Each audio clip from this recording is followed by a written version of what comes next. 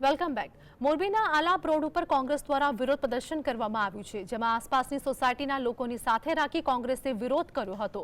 સમગ્ર વિસ્તારમાં ગંદકી અને ઉભરાતી ગટરોને પ્રશ્ને રોડ પર વિરોધ કરવામાં આવ્યો છે। તો મોરબીના આલાપ રોડ પર કોંગ્રેસ દ્વારા વિરોધ પ્રદર્શન કરવામાં આવ્યું છે, જેમાં ગંદકી અને ઉભરાતી ગટરોના પ્રશ્નોને લઈને કોંગ્રેસનો વિરોધ જોવા મળી રહ્યો છે। તો ગંદકીના કારણે લોકો રોષે ભરાયા છે અને આ સાથે જ કોંગ્રેસે વિરોધ નોંધાવ્યો છે।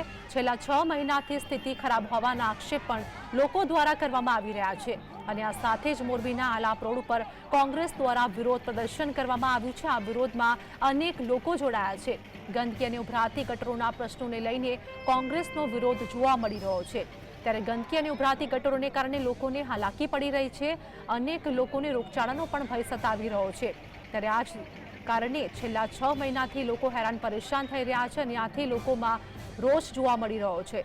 સંવાદદાતા રવિ અમારી સાથે જોડાઈ ગયા છે।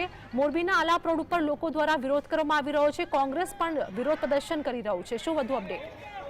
આથી પ્રકારે વાત કરીએ તો મોરબીમાં દિવસે જે ભૂગર્ભ ગટર અને જે રોડ રસ્તાની સમસ્યા છે તે સૌથી વધુ જોવા મળી રહી છે। હાલ કહી શકાય કે જે મોરબીના આલાપ રોડ છે તે આલાપ રોડ પર કોંગ્રેસે વિરોધ પ્રદર્શન છે તે વિરોધ પ્રદર્શન કર્યું છે। આસપાસની સોસાયટીના જે રહીશો છે તે રહીશોને સાથે રાખી અને કોંગ્રેસે આ વિરોધ પ્રદર્શન છે તે અત્યારે કરવામાં આવી રહ્યું છે। જે ગંદકી અને જે ઉભરાતી ગટર છે તેના પ્રશ્નને લઈ અને કોંગ્રેસ દ્વારા જે